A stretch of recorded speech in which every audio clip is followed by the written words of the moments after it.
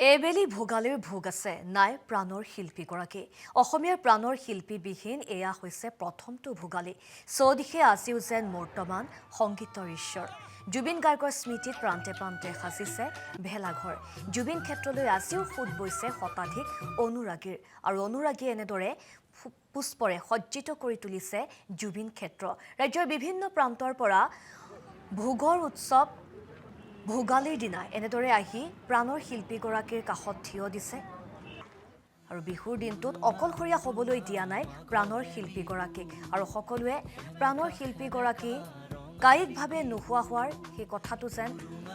প্ৰতিটো মুহূৰ্ততে উপলব্ধি কৰিছে আৰু আজি এই বিহুৰ দিনটোত এনেদৰে আহি উপস্থিত হৈছে বহু সংখ্যক জ্যেষ্ঠ কনিষ্ঠ বয়োজ্যেষ্ঠ সকলো আহি উপস্থিত হৈছে প্ৰাণৰ শিল্পীগৰাকীৰ কাষত আৰু সকলোৱে প্ৰাণৰ শিল্পীগৰাকী হঠাৎ এনেদৰে নোহোৱা হৈ যোৱা সেই দিনটোৰ পৰা আজিলৈকে এবাৰো কিন্তু এপলকলৈ কিন্তু অকলশৰীয়া হ'বলৈ দিয়া নাই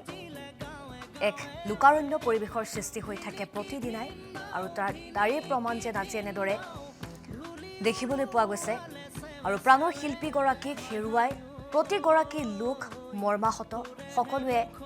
একেমুখে এতিয়াও দাবী কৰিয়ে আছে প্ৰাণৰ শিল্পীগৰাকীয়ে যাতে ন্যায় পায় সেয়াই সকলোৱে কামনা কৰিছে আৰু আজি বিহুৰ দিনটোতো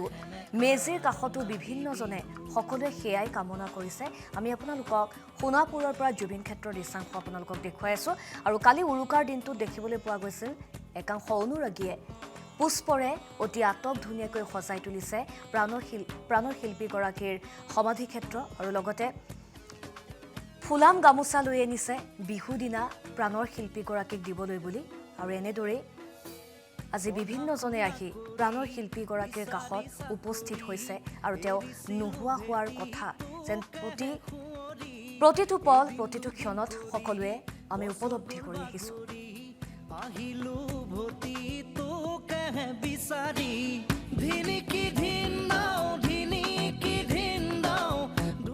জুবিন ক্ষেত্ৰলৈ আহিছোঁ আমাক জুবিনক ন্যায় লাগে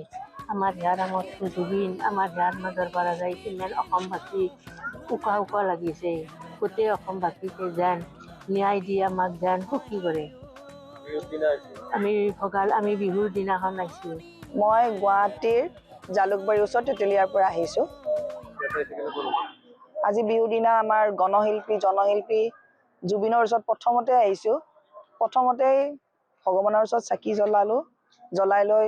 আমাৰ গণশিল্পী জুবিনৰ সমাধি ক্ষেত্ৰলৈ আহিছোঁ